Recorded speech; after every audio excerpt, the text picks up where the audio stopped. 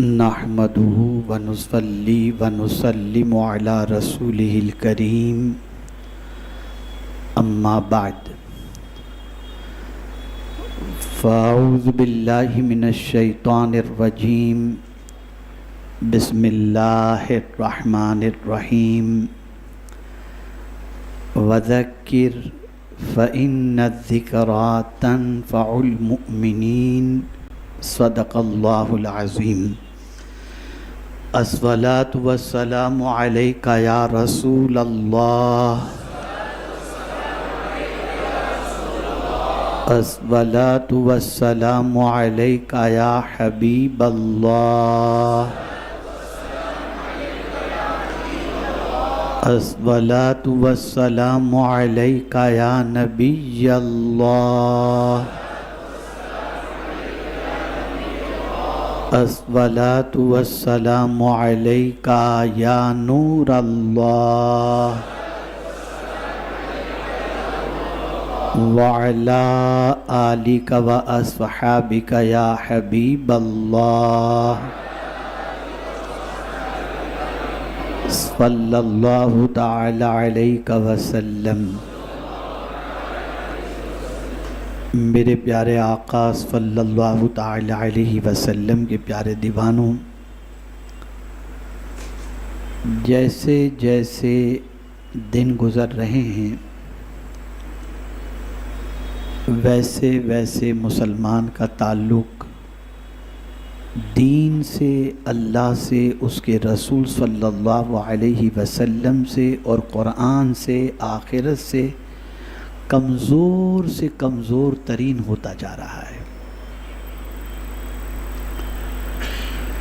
کوئی چیز ہے جو ہمیں اللہ سے دور کر رہی ہے اور کوئی چیز ہے جو ہمیں اللہ کے رسول صلی اللہ علیہ وسلم سے بھی دور کر رہی ہے اور دین سے بھی دور کر رہی ہے۔ ہم نے کبھی یہ جاننے کی کوشش نہیں کی کہ آخر کیا چیز ہے، کیا وجہ ہے۔ بہت سارے بیانات ہو رہے ہیں، یوٹیوب پورا بھرا پڑا ہے، علماء کی محفلیں ہو رہی ہیں، جمعہ کے خطابات ہو رہے ہیں، لیکن اگر مجموعی طور پر مسلمانوں کی زندگی کا جائزہ لیا جائے تو شاید ہی تھوڑا سا فرق ہوتا ہوا دکھائی دے، ورنہ اگر میں یہ کہوں تو غلط نہ ہوگا کہ مرض بڑھتا گیا جوں جوں دوا کی۔ پھر کمال کی بات تو یہ ہے کہ اس نقصان کے سلسلے میں کوئی احساس بھی مسلمان کو نہیں ہے۔ میں اس کو ایگزامپل کے ذریعے سمجھاؤں، بہت کلوز ہمارا کوئی دوست ہو، بہت زیادہ ہمارا خیال کرنے والا کوئی ہو، بہت زیادہ ہم سے محبت کرنے والا کوئی ہو، اگر وہ ہم سے تعلق توڑ بیٹھے یا اس سے تعلق کمزور ہو جائے تو ہماری رات کی نیندیں اڑ جاتی ہیں، ہمیں کسی چیز میں مزہ نہیں آتا، نہ کھانے میں مزہ آتا ہے، نہ کسی سے بات چیت میں مزہ آتا ہے، ٹیمپریچر بالکل ہائی ہو جاتا ہے اور ہم اس کو جھڑکنے لگ جاتے ہیں۔ ایک عام انسان جس سے آپ محبت کرتے ہیں، جو آپ کا بھلا چاہنے والا ہے، اس سے تعلق کمزور ہو جائے تو آپ کا یہ حال ہے۔ قدرت سے تعلق کمزور ہو گیا، کوئی فرق نہیں پڑا۔ آپ کہیں گے میں 5 ٹائم کی نماز پڑھتا ہوں، میں نے رمضان کے روزے رکھے، میں تلاوت بھی کرتا ہوں، تو اب میں آپ سے یہ سوال پوچھتا ہوں کہ کیا اتنی ساری چیزیں آپ کے رب سے تعلق کے مضبوط ہونے کی دلیل ہے؟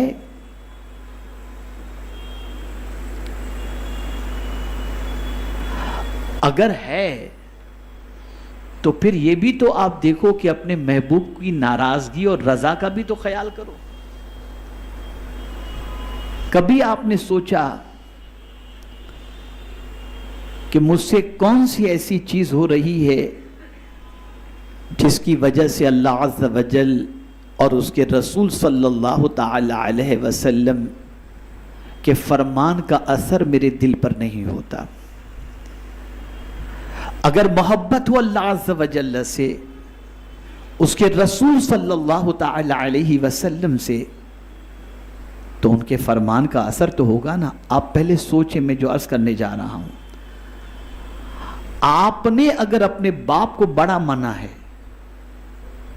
باپ کا رسپیکٹ، اللہ کی ذات ساری تمثیل سے پاک ہے، باپ کو آپ بڑا مانتے ہیں، آپ جانتے میرے باپ نے مجھے بڑا کیا، میرے باپ نے مجھے کھلایا، میرے باپ نے تعلیم دلائی، میرے باپ نے کپڑے دیے، میرے باپ نے یہ کیا، میرے باپ نے وہ کیا، یہ ساری چیزوں کو آپ جانتے ہیں، تو باپ جب کہتا ہے بیٹے یہ کرو تو آپ کرنے کے لیے تیار ہو جاتے ہیں، اور پھر یہ بھی جانتے ہیں کہ نہیں کروں گا تو میرا باپ مجھ سے ناراض ہو جائے گا۔ کبھی آپ نے یہ سوچا کہ باپ کو بھی روزی اللہ دے رہا ہے، باپ کو بھی پیدا اللہ نے کیا، مجھے بھی پیدا اللہ نے کیا، میں اپنے باپ کی بات نہ مانوں تو باپ ناراض ہو جائے، میں اپنے رب کی بات نہیں مانوں گا تو میرا رب ناراض نہیں ہوگا؟ یہ خیال کیوں نہیں آتا؟ یہ کیفیت کیوں پیدا نہیں ہوتی؟ آج اسی پر سے میں پردہ اٹھانے کی کوشش کروں گا تاکہ آپ جان سکیں کہ نصیحتیں کن کو فائدہ پہنچاتی ہیں اور کن کے دل پر نصیحتیں اثر انداز ہوتی ہیں۔ اگر اللہ کی آیت کا اثر، اللہ کے رسول صلی اللہ علیہ وسلم کے ارشاد کا اثر ہمارے دل پر نہیں ہوتا تو اس کا مطلب یہ نہیں کہ قرآن معاذ اللہ بدل دیا گیا، جو صحابہ کے زمانے میں تھا وہ قرآن اور تھا اور آج قرآن وہ ہے، یہ ہے نہیں۔ قرآن اس وقت بھی وہی تھا جو آج ہے، لیکن وہ سنتے تھے، زندگی بدل جاتی تھی۔ ایک مثال صرف آپ کے سامنے پیش کروں، مکے کی سرزمین پر جو لوگ شراب کی حرمت سے پہلے شراب پیا کرتے تھے، پانی کی طرح پیا کرتے تھے، کوئی دسترخوان ایسا نہ ہوتا جس میں شراب موجود نہ ہو، لیکن جب شراب کی حرمت کا حکم نازل ہوا اور رسول اعظم نے مدینے میں اعلان کر دیا کہ آج سے اعلان کروا دیا کہ شراب حرام ہو چکی ہے، تو سب نے فوراً شراب چھوڑ دی۔ یا اللہ، ماجرا کیا ہے کہ سگریٹ نہیں چھوٹتی اور شراب چھوٹ گئی؟ تو جواب ملے گا، اسی کو تلاش کرو کہ ان کے دل میں وہ کیا چیز تھی جس کی وجہ سے حکم الہی اور حکم رسول پر انہوں نے عمل فوراً کر لیا۔ اسی چیز کو مجھے آج سمجھانا ہے۔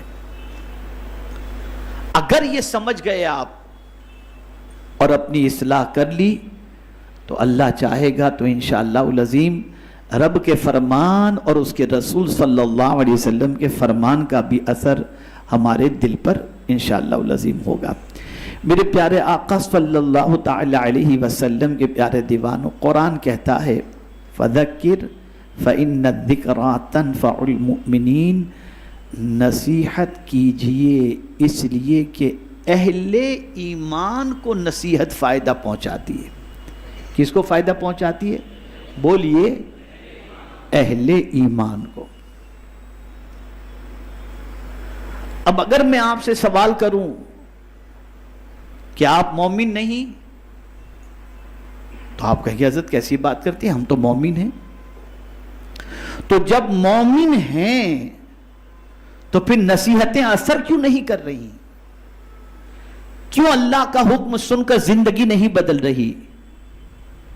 تو اب یہاں پر میں آپ کو سمجھا دوں، ہم اصطلاح شریعت کے اعتبار سے تو مومن ہیں، لیکن قرآن مقدس میں جو مومن کے اوصاف اور حضور صلی اللہ علیہ وسلم کے ارشادات کے اندر جو مومن کی تعریف کی گئی ہے، کیا اس اعتبار کے ہم مومن ہیں؟ آئیے میں آپ کو صرف ایک آیت اور ایک حدیث کی روشنی میں پوچھنا چاہوں گا۔ پہلی آیت، انما المؤمنون الذین اذا ذکر اللہ وجلت قلوبهم وَإِذَا تُلِيَتْ عَلَيْهِمْ آيَاتُهُ زَادَتْهُمْ ایمانا. اب یہاں مومن کی ڈیفینیشن قرآن بیان کر رہا ہے کہ مومن تو وہی ہے کہ جب اس کے سامنے اللہ ذکر کیا جائے تو اس کا وجود کانپنے لگتا ہے، اس کا دل کانپنے لگتا ہے. وجلت قلوبہم، اس کا دل کانپنے لگتا ہے. وَإِذَا تُلِيَتْ عَلَيْهِمْ آيَاتُهُ زَادَتْهُمْ ایمانا.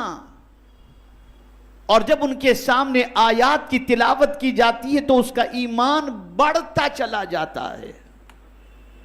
یہ مومن کی ڈیفینیشن بیان کی گئی. کیا ہماری یہ کیفیت ہے؟ کیا ہمارا یہ حال ہے؟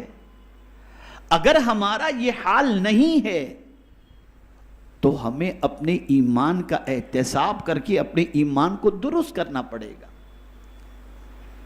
اب سوال یہ پیدا ہوتا ہے کہ یہ ایمان کیوں ہمارے اندر نہیں ہے؟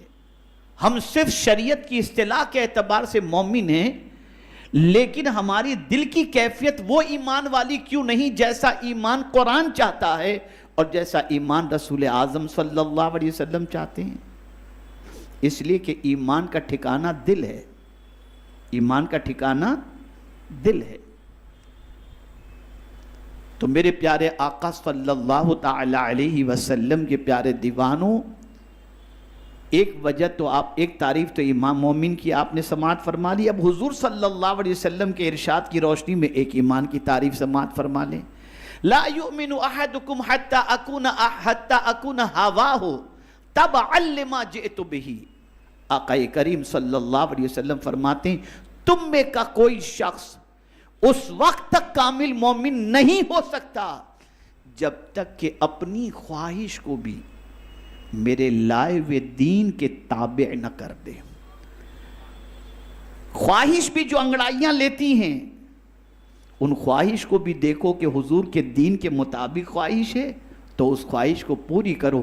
اگر حضور کی شریعت کے خلاف کوئی خواہش پیدا ہو رہی ہے تو اس خواہش کو جب تک کہ تم چھوڑو گے نہیں تب تک کمال ایمان کی دولت سے مالا مال نہیں ہو سکتے.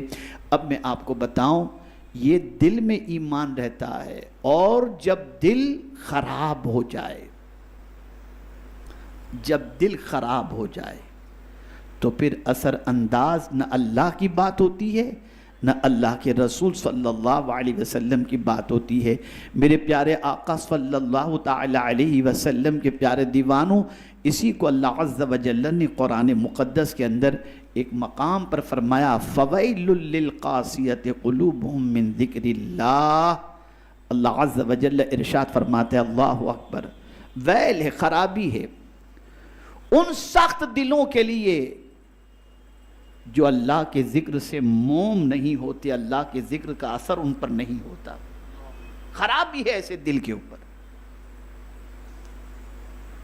اگر ہمارا دل اتنا سخت ہو چکا ہے کہ اس پر اللہ کی باتوں کا اثر نہیں ہوتا، اللہ کے رسول کی باتوں کا اثر نہیں ہوتا، تو دل ہمارا سخت ہو چکا ہے. اور سخت دل ہونا، اللہ اکبر، یہ بدبختی کی علامت ہے. فرمایا گیا بدبختی کی علامت ہے. اس میں کوئی یہ کمال نہ سمجھے میں تو بہت سخت دل آدمی ہوں یار، کسی کا جنازہ پڑھاؤ تب بھی آنسو نہیں نکلتا. میاں یہ کمال کی بات نہیں ہے، یہ تباہی کا ماتم کرنے کا وقت ہے. سخت دلی اچھی چیز نہیں ہے. اگر کسی کا دل تھوڑا سا بھی سخت اس زمانے میں ہوتا کہ کوئی واقعات دیکھ کر ان پر کوئی اثر نہ ہوتا، نرمی پیدا نہ ہوتی، تو صحابہ حضور کے پاس جاتے عرض کرتے سرکار میرا دل بہت سخت ہو چکا ہے، کوئی نسخہ بتائیں جس سے میرا دل نرم پڑ جائے. اب آئیے میں آپ کو بتاؤں یہ دل سخت کیسے ہوتا ہے. میرے پیارے آقا صلی اللہ علیہ وسلم کے پیارے دیوانوں، حضرت مالک بن دینار رحمت اللہ تعالی علیہ نے فرمایا سخت سے سخت تر عذاب اس کو ہے جس کا دل سخت ہو. جس کا دل سخت ہو، سخت سے سخت عذاب اس کو ہے. اور جس پر اللہ کی سخت ناراضگی ہو، توجہ چاہوں گا، جس پر اللہ کی سخت ناراضگی ہو ان کے دلوں سے رحمت نکال دی جاتی ہے.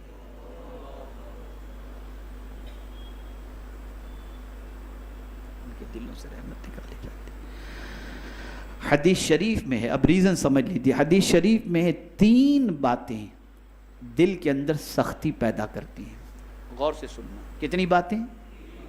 میں سمجھتا ہوں آپ میں سے، ہم میں سے کوئی نہیں چاہے گا کہ ہمارا دل سخت ہو. چاہے گا کوئی؟ ایسا جواب چاہے گا کوئی؟ اب سنیے، رسول اعظم صلی اللہ علیہ وسلم کے احسان پر قربان جائیے کہ دل کی سختی کے حوالے سے حضور صلی اللہ علیہ وسلم ارشاد فرماتے ہیں 3 باتیں دل میں سختی پیدا کرتی ہیں. حب طعام، کھانے کی محبت، یہ آئٹم وہ آئٹم، یہ ڈش وہ ڈش، یہ دل میں سختی پیدا کرتی ہے. جو آ جائے، جو مل جائے اسے کھا لیا کرو.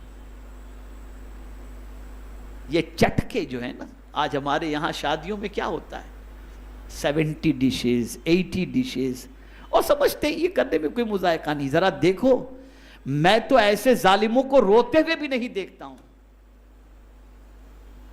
ان کی آنکھوں میں آنسو آپ جلدی نہیں دیکھیں گے الا ماشاءاللہ.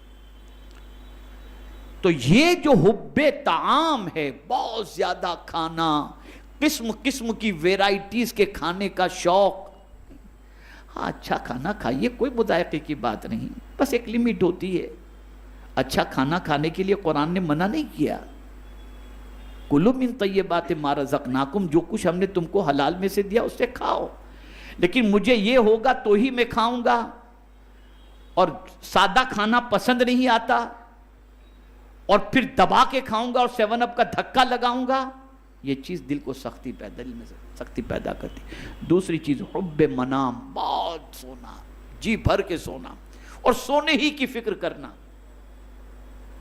اگر کسی کی طبیعت ایسی بن چکی ہے کہ وہ سونے سے بہت زیادہ محبت کرتا ہے کہ زیادہ سے زیادہ سوتا رہے، نیند ہوتی رہے، اس کا دل اللہ عز و جل سخت فرما دیتا ہے.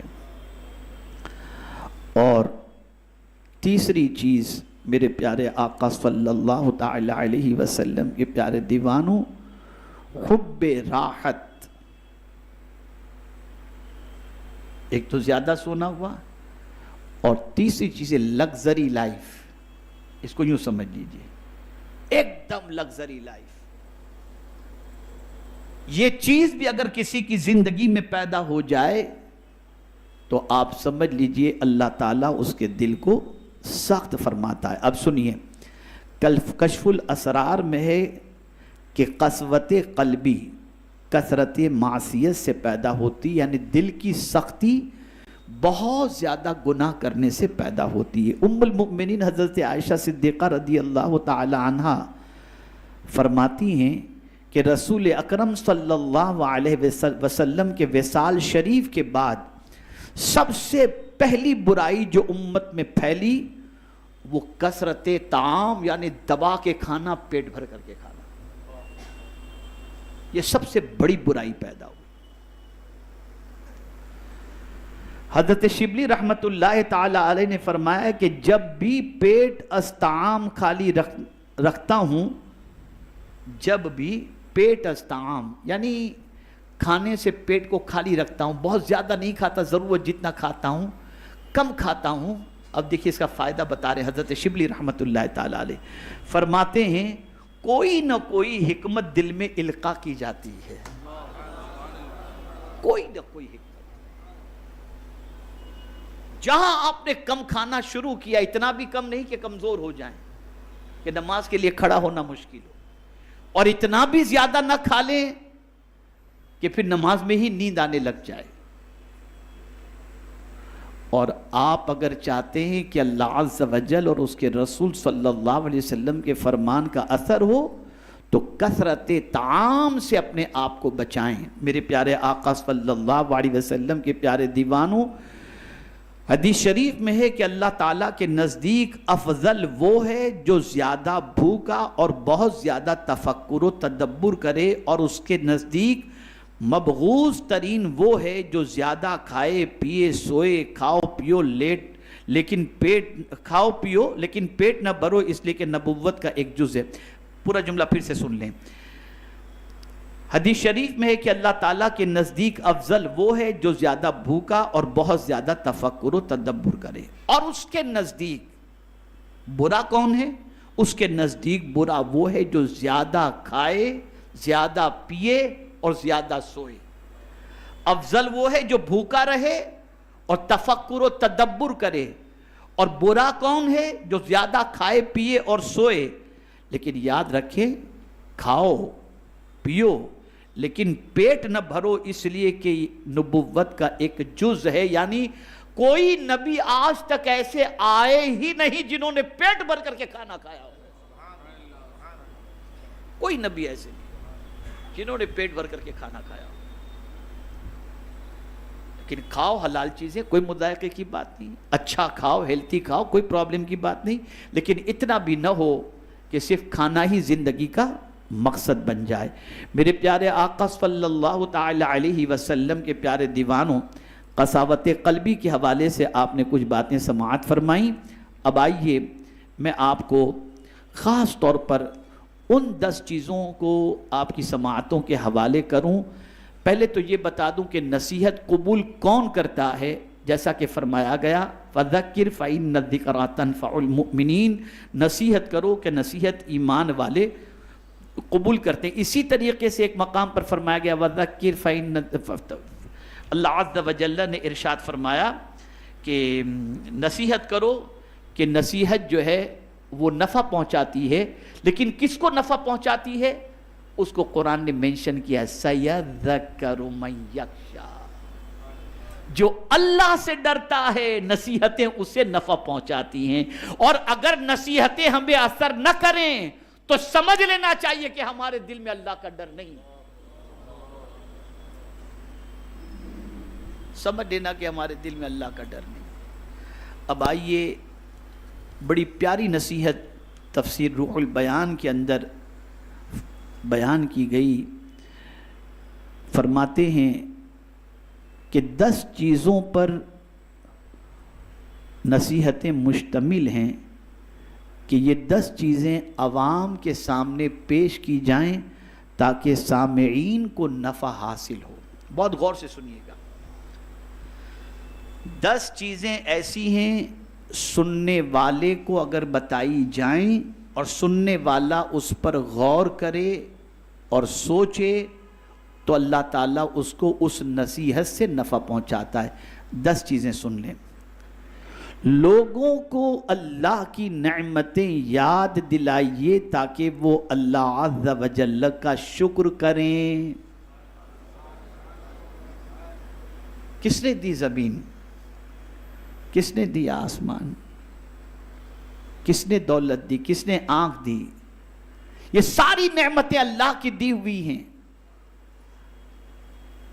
اور اگر چاہتے ہو کہ اللہ مزید نعمتیں عطا فرمائے تو قرآن کہتا ہے لَإِن شَكَرْتُمْ لَأَزِيدَنَّكُمْ، تم شکر کرو اللہ تمہیں زیادہ عطا فرمائے گا۔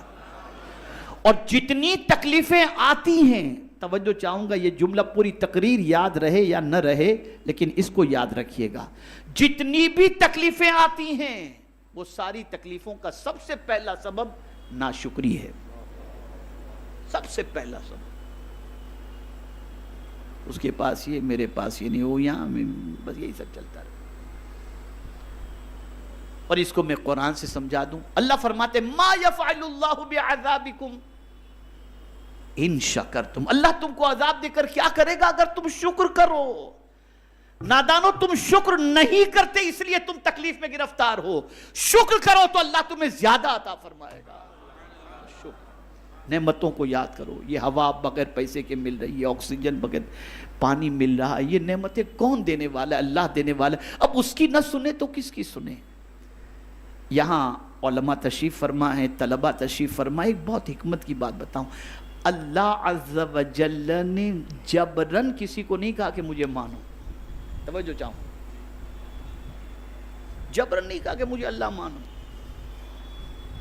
اللہ نے عقل عطا فرمائی، انسان کے پاس تو عقل ہے نا، جانور کے پاس نہیں، انسان کے پاس تو عقل ہے نا، اللہ نے عقل دے دی، عقل دے دی۔ کافروں کو بھی اللہ نے نہیں فرمایا کہ جبرن مجھے خدا مانو، اس نے جبر نہیں فرمایا، اس کو روزی دے رہا ہے، پانی دے رہا ہے۔ سورج نکلتا ہے تو تھوڑی مسلمانوں پر نکلتا ہے، سب پر نکلتا ہے کہ نہیں نکلتا؟ بارش برستی ہے تو سب فائدہ اٹھاتے ہیں، آکسیجن سے سب فائدہ اٹھاتے ہیں، مسلم ہو نان مسلم ہو، اللہ کو ماننے والے ہو نہ ماننے والے ہو۔ اے اللہ، جب تو اتنا سب کچھ دے رہا ہے تو اپنے آپ کو منواتا کیوں نہیں ہے جبرن؟ تو اللہ فرماتے ہیں میں نے عقل دی اور یہ ساری چیزیں عطا کی تاکہ عقل سے بندہ سوچے تو صحیح، میں اس کو نہیں مانتا پھر بھی مجھے روزی دے رہا ہے، پھر بھی مجھے آکسیجن دے رہا ہے، پھر بھی مجھے پانی دے رہا ہے۔ کون ہے یہ سب دینے والا؟ کون ہے؟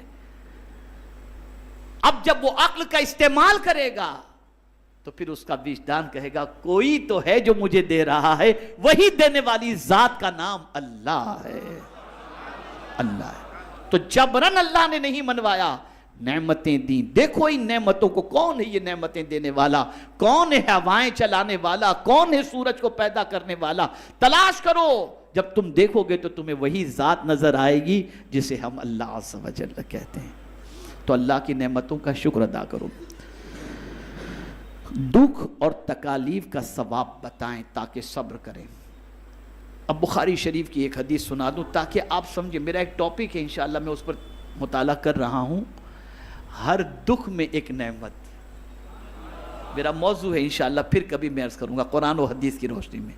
ہر دکھ کے پیچھے ایک نعمت چھپی ہوئی ہے، کوئی دکھ ایسا نہیں۔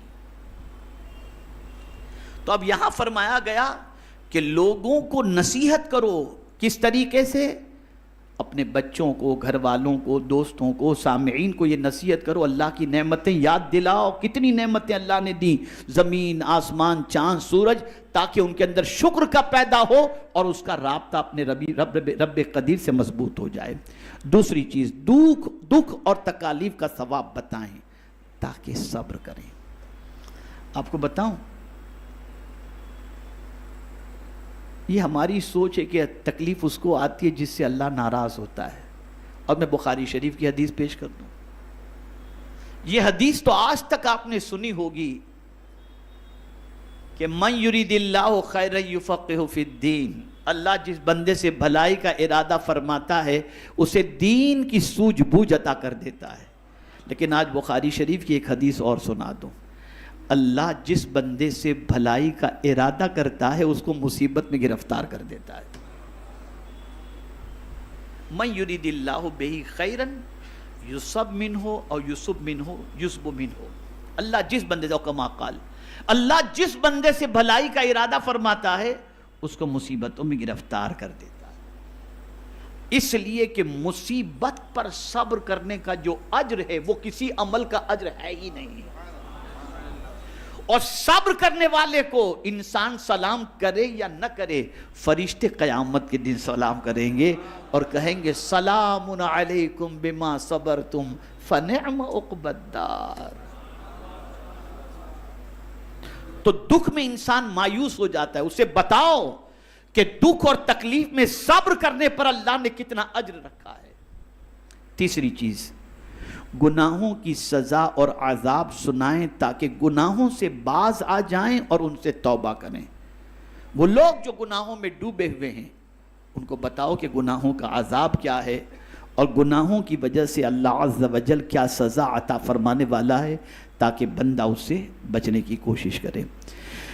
اسی طریقے سے ہمارا سب سے بڑا دشمن کون ہے؟ تو قرآن کہتا ہے ان الشیطان للانسان عدو مبین، کہ بے شک شیطان انسان کا کھلا ہوا دشمن ہے۔ اب اس کے مکر و فریب، اس کی چال، اس کی عیاری، اس کی مکاری یہ بتاؤ تاکہ لوگ اس کے مکر سے بچیں۔ تو فرمایا گیا شیطان کے مکر و فریب بتائیں تاکہ اس سے ڈر کر کے بچ جائیں۔ میرے پیارے آقا صلی اللہ علیہ وسلم، یہ پیارے دیوانوں، اسی طریقے سے انسان کا دل سخت ہونے کی ایک سب سے بڑی وجہ یہ بتائی گئی، دنیا کی محبت۔ یہ جس دل میں پیدا ہو جائے وہ بہت سخت دل ہو جاتا ہے، اتنا سخت دل ہو جاتا ہے کہ پھر کسی کے قتل پر بھی آمادہ ہو جائے گا، کسی کا مال کھانے پر بھی آمادہ ہو جائے گا، اور بڑھتے بڑھتے یتیم کا بھی کھا جائے گا، مسکین کا بھی کھا جائے گا، بیوہ کا بھی کھا جائے گا، سب کا کھا جائے گا۔ یہ ہے دنیا کی محبت۔ ایسے انسان کا دل بہت سخت ہو جاتا ہے۔ اسی لیے حضور صلی اللہ علیہ وسلم نے صحابہ کے قلب کا جو تزکیہ فرمایا، اس میں سب سے پہلے حب دنیا کو ان کے دل سے نکالا۔ تو فرمایا گیا دنیا کی بے ثباتی اور بے وفائی سمجھائیں تاکہ اس میں دل نہ لگائیں لوگ۔ بتاؤ یہ دنیا ختم ہونے والی ہے، دنیا پرماننٹ رہنے والی نہیں، دنیا پرماننٹ رہنے والی۔ ایک سور میں ساری دنیا ختم، سب فنش ہو جائے گا۔ اب یہاں یہ جملہ یاد رکھیے گا، علماء خاص طور پر میں گزارش کروں گا توجہ کے ساتھ، اور طلباء بھی یاد رکھیں گے تو بڑا فائدہ ہوگا، زندگی بھر اسے اپنی کتاب کے اندر نوٹ کر کے رکھیں۔ عقل مند وہ ہے جو فنا ہونے والے سے محبت کرنے کی بجائے باقی رہنے والے سے محبت کرے۔ دنیا فنا ہو جائے گی، خدا باقی رہنے والا ہے۔ جو باقی رہنے والا ہے اس سے محبت کرو۔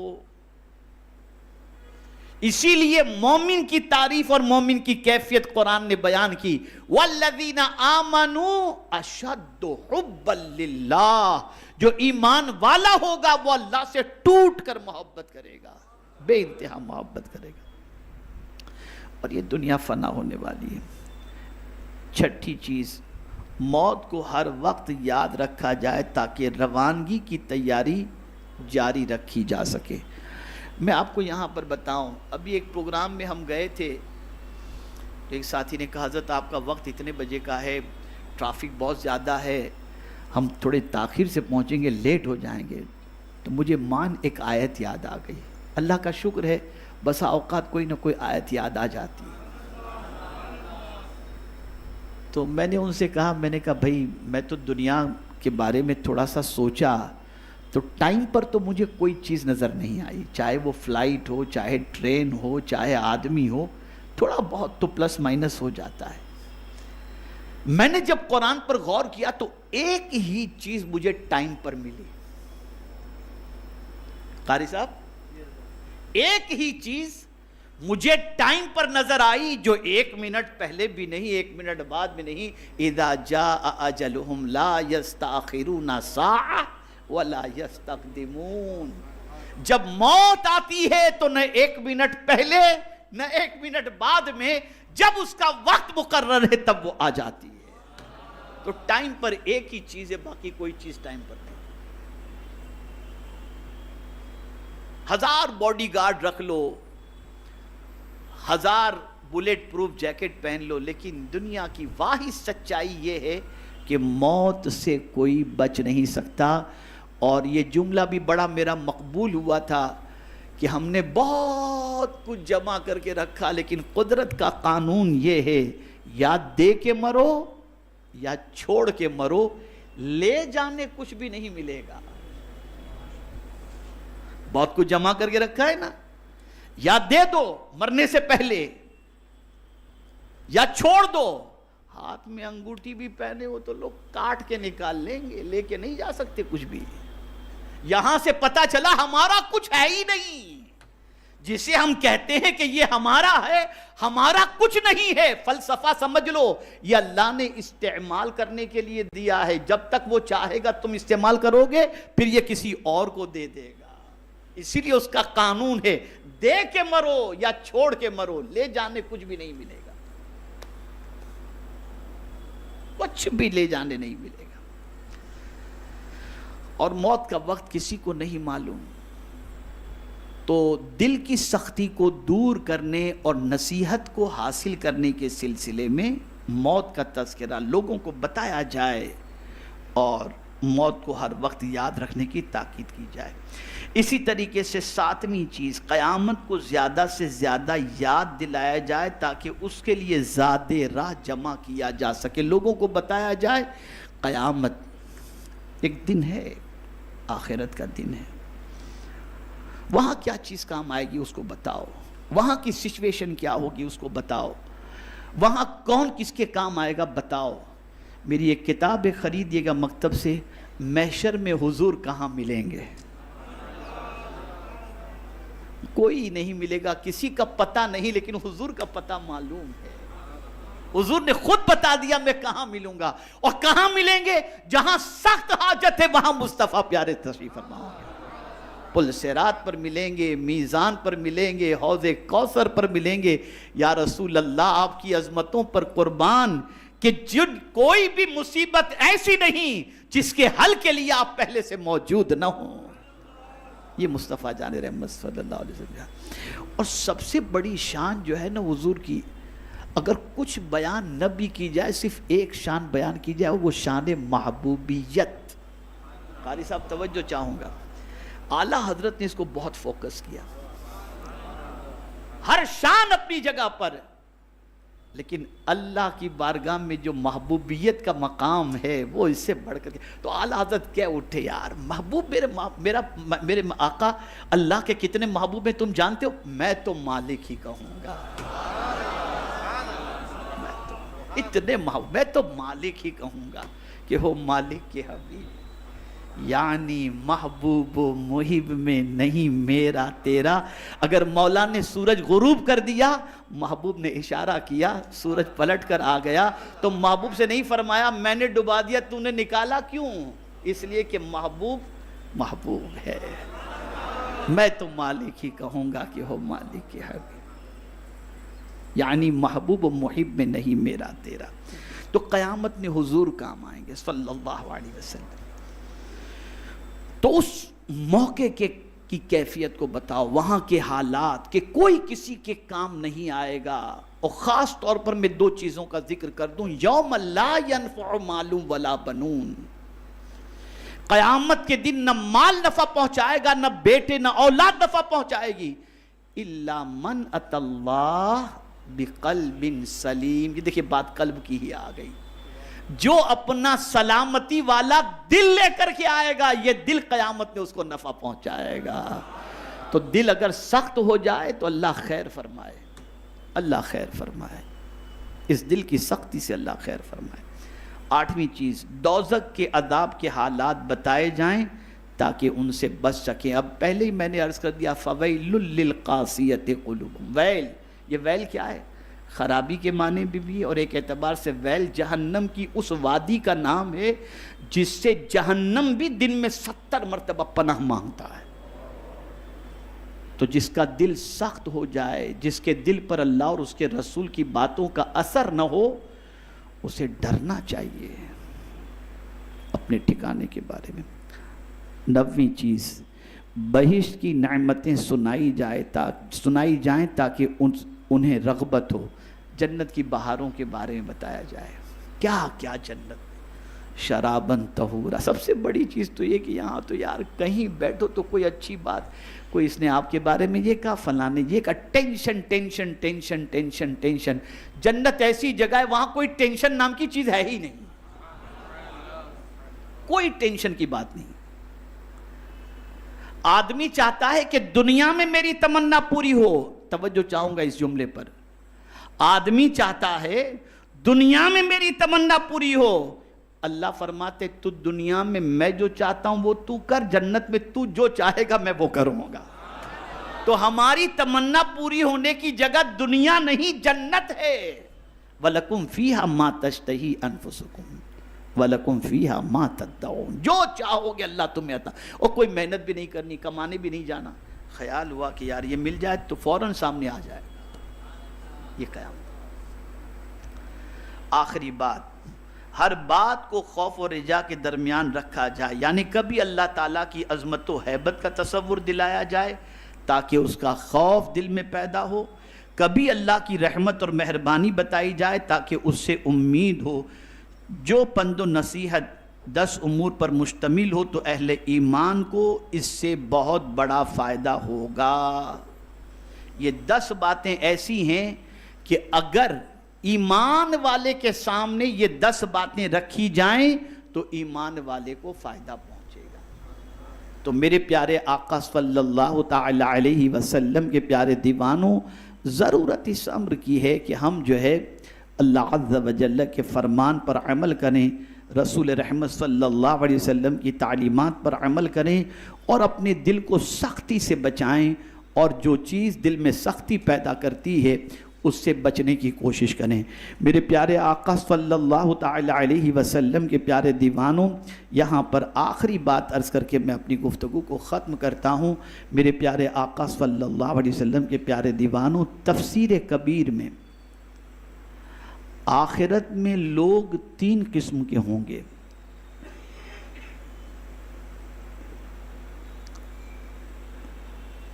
آخرت میں لوگ 3 قسم کے ہوں گے، اور یہ 3 قسم کے لوگ وہ ہوں گے جن کو قیامت کے دن اللہ عز و جل کامیابی اور کامرانی کا مزدہ جاں فضا عطا فرمائے گا۔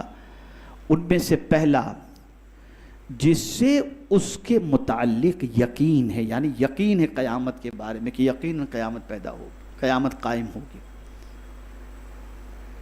اور جو قیامت پر یقین رکھے، جیسا کہ وَبِالْآخِرَةِ هُمْ يُوقِنُونَ، یہ قرآن شریف کے طرح جس کے دماغ کے اندر آخرت کا یقین پیدا ہو جائے۔ میں آپ کو مثال کے ذریعے سمجھاؤں، جب آپ کے ذہن میں یہ بات پیدا ہو جائے گی کہ مجھ سے کوئی حساب لینے والا ہے، تو آپ سنبھل کر کے چلیں گے، اور یہ تصور نکل گیا تو آپ اپنی مرضی سے زندگی گزاریں گے۔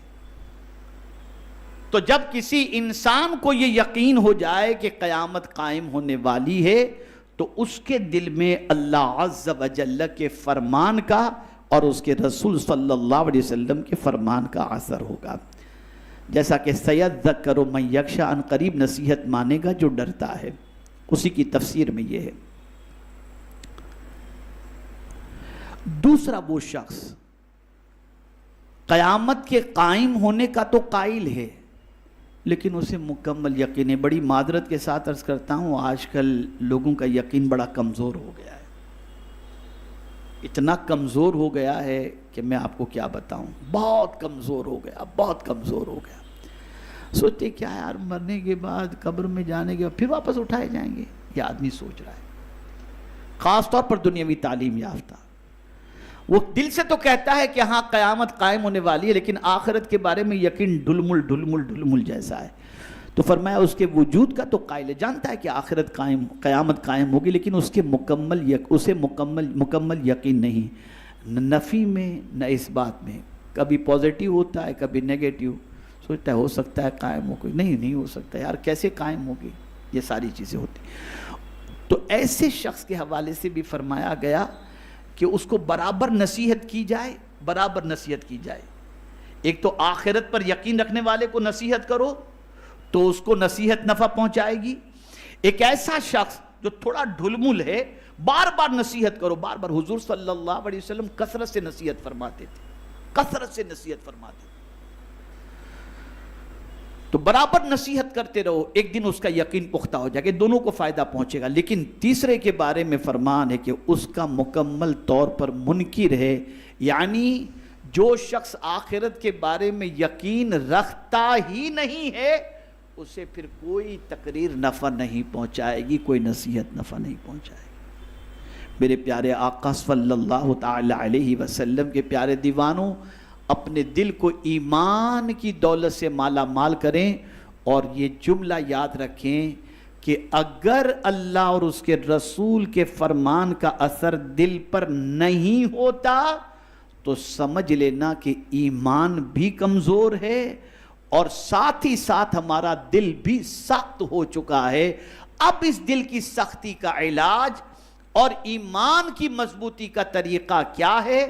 تو سن لو، دل کی سختی کا علاج کثرت سے توبہ و استغفار کرو، کثرت سے قبرستان کی زیارت کرو، یتیموں کے سر پر دست شفقت رکھو، بیماروں کی عیادت کرو، تمہارا دل سخت ہو جائے گا۔ کثرت سے توبہ و استغفار کرو، اسی کے ساتھ ساتھ قرآن مقدس کی تلاوت کرو، دل انشاءاللہ نرم ہو جائے گا۔ اور اسی کے ساتھ ساتھ میرے پیارے آقا صلی اللہ تعالی علیہ وسلم کے پیارے دیوانوں، ایمان کے اضافے کے لیے، ایمان کی ترقی کے لیے قرآن مقدس کی تلاوت کثرت سے کرنا چاہیے، رسول رحمت صلی اللہ تعالی علیہ وسلم کے احسانات کو یاد کرنا چاہیے، اور اسی کے ساتھ ساتھ آخرت کے بارے میں فکر رکھنی چاہیے۔ انشاءاللہ العظیم ہمارا دل نرم بھی ہوگا، اور ساتھ ہی ساتھ پروردگار جل جلالہ ہمیں ایمان کی ترقی کا درجہ، اور پروردگار ہمارے ایمان کو کمال کے درجے تک پہنچائے گا۔ اللہ تعالیٰ آقا کریم صلی اللہ علیہ وسلم کے صدق و طفیل مجھے، آپ کو، سب کو اللہ اور اس کے رسول کے ارشادات پر عمل کرنے کی توفیق نصیب فرمائے۔ دیکھیے میں پھر عرض کر دیتا ہوں، آپ برابر آتے رہیں، برابر محنت کریں اور سیکھنے کی کوشش کریں۔ اگر یہ دعوت آپ کو دی جا رہی ہے اور آپ آنے میں کوتاہی کرتے ہیں یا کمزوری یا سستی پیدا کرتے ہیں، تو آپ یہ سمجھ لیں کہ شیطان جو چاہتا ہے اس کی طرف آپ توجہ دے رہے ہیں۔ ابھی ہم میٹنگ میں تھے، ہمارے ساتھی قاری رضوان صاحب مجلس انصار کے ساتھیوں کو بتا رہے تھے جلدی جلدی جلدی کے بارے میں، تو مجھے اس وقت بات یاد آئی تھی، لیکن میں اس وقت چونکہ وقت کم تھا، یہاں آنا تھا، تو میں نے نہیں بتایا، لیکن آپ کو بتا دوں۔ قاری صاحب بتا رہے تھے کہ آپ لوگ 11 بجے آتے ہیں، ذرا جلدی آ جایا کریں۔ اب جلدی کون آئے گا؟ میں اس کو قرآن کی روشنی میں سمجھاتا ہوں۔ کس کی روشنی میں؟ بولیے۔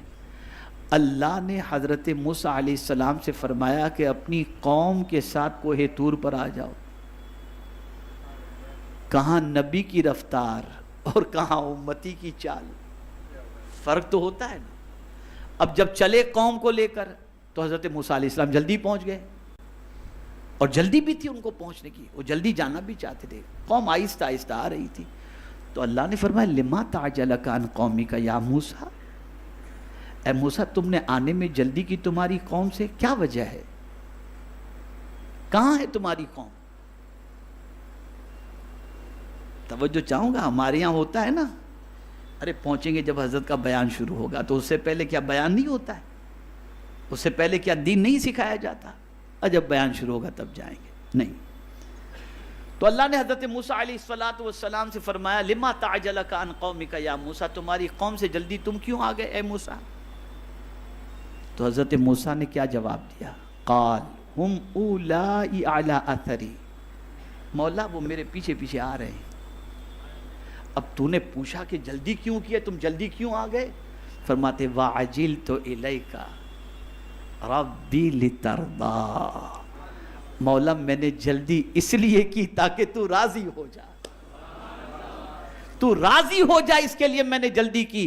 مزاج دیا حضرت موسیٰ علیہ السلام نے، اللہ کی راہ میں جب نکلنا ہو تو تاخیر نہ کرو، جلدی کر لیا کرو، جلدی کیا کرو۔ یہ سب سیکھو، آپ یہ سب اپنے اندر پیدا کرو، شوق پیدا کرو دین کا۔ یار ایسی جگہ پر اجتماع ہوتا ہے جہاں رحمتوں کا نزول ہی نزول ہوتا ہے، اور یہ تو روئے زمین کی جنت ہے، مسجد روئے زمین کی جنت ہے۔ تو ٹائم پر بیفور ٹائم آ جایا کریں تاکہ ہم کچھ باتیں آپ کی سماعتوں کے حوالے کر سکیں، آئیں بھی اور لائیں بھی۔ اب تھوڑا سا مزاج اور ماحول بنائے، اللہ تعالیٰ مجھے آپ کو سب کو توفیق نصیب فرمائے۔ وما علینا الا البلاغ المبین۔ السلام علیکم ورحمۃ اللہ تعالی وبرکاتہ۔ ہمارے دو ساتھی ایاز نوری صاحب سیوڑی والے، مولانا ایاز نوری، ان کی والدہ اسپتال میں ہیں، آپریشن ہوا ہے، دعا فرمائے اللہ شفا عطا فرمائے۔ سید شبیر گوونڈی والوں کی کیا لکھا ہے، گوونڈی کی والدہ بھی ہاسپٹل میں زیر علاج ہیں، دعا فرمائے اللہ تعالیٰ ان کو بھی شفا عطا فرمائے۔ انشاءاللہ آئندہ سیٹرڈے ایک نئے ٹاپک کے ساتھ میں حاضر ہوں گا، شاید کہ آپ کی دلچسپی کا سبب بھی ہو، اسپیشلی اسٹوڈنٹس کے لیے۔ شاید، میں شیور نہیں کہتا ہوں، امیج جب آ جائے گا تب موضوع آ جائے گا۔ آج ہی میں نے ایک جملہ پڑھا کہ آرٹیفیشل انٹیلیجنس کی وجہ سے، AI کی وجہ سے 2030 کے اندر لوگوں کی پوزیشن ایسی ہوگی کہ بہت سارے بے روزگار ہو جائیں گے، لوگوں کی ویلیو ختم ہو جائے گی۔ اس پر میرے ذہن میں کچھ آیتیں آئی ہیں تاکہ میں اس کے ذریعے رہنمائی کر سکوں کہ جتنی بھی انٹیلیجنس آ جائے، آنے دو، یہ لوگ جو ہوں گے یہ کبھی خسارے میں نہیں ہو سکتے. زندگی رہی اور اس پر میں نے محنت کر کے کچھ تیار کرنے کی اللہ کی توفیق سے کوشش کی، تو اس پر انشاءاللہ میری گفتگو ہوگی، یا ہو سکتا ہے کسی اور موضوع پر، لیکن امید تو زیادہ تر یہی ہے کہ اسی پر میں انشاءاللہ گفتگو کروں گا. پڑھے لکھے لوگوں کو لے کر آنے کی کوشش کریں.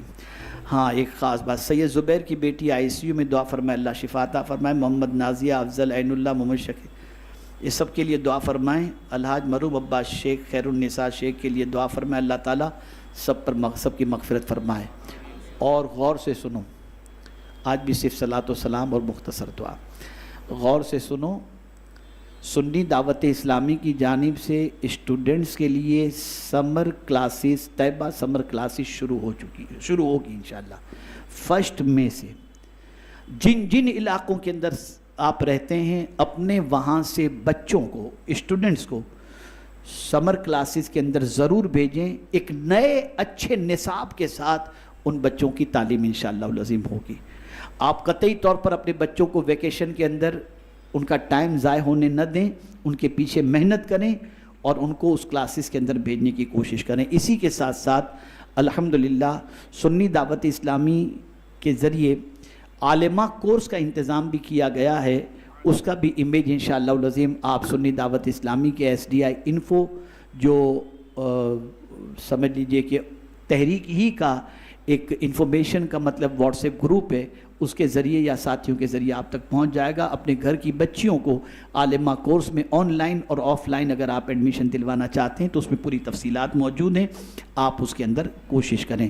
اور اسی کے ساتھ ساتھ آنے والے سنڈے کو، یعنی کل والا نہیں، اس کے بعد والا سنڈے 4 تاریخ کو انشاءاللہ العظیم سنی دعوت اسلامی کا ایک عظیم الشان سنی اجتماع عصر سے لے کر کے رات 11 بجے تک نور مسجد جوگیشوری ویسٹ میں ہوگا. بہت بڑی عالی شان مسجد ہے الحمدللہ. تو وہاں یہ اجتماع رکھا گیا. گرمی ہے، میدان میں رکھتے لوگوں کو گرمی کی وجہ سے دقت ہوتی تو مسجد میں رکھا گیا ہے. آپ نے وقت سے پہلے پہنچنا بھی، عصر سے پہلے. بہت مفید معلومات انشاءاللہ وہاں پر آپ کو فراہم کی جائے گی، تو آپ کو کثرت سے پہنچنا ہے. اور جو لوگ حج کے لیے جا رہے ہیں ان کے لیے انشاءاللہ 4 تاریخ کو صبح 10 بجے سے لے کر کے شام 5 بجے تک انشاءاللہ المدینہ مسجد آگری پاڑا المدینہ ٹرسٹ کے ساتھ سنی دعوت اسلامی مل کر کے حج ٹریننگ کیمپ کا پروگرام وہاں پر رکھا گیا ہے. آپ وہاں پر حجاج کرام کو، مرد و خواتین کو بھیجنے کی کوشش کریں.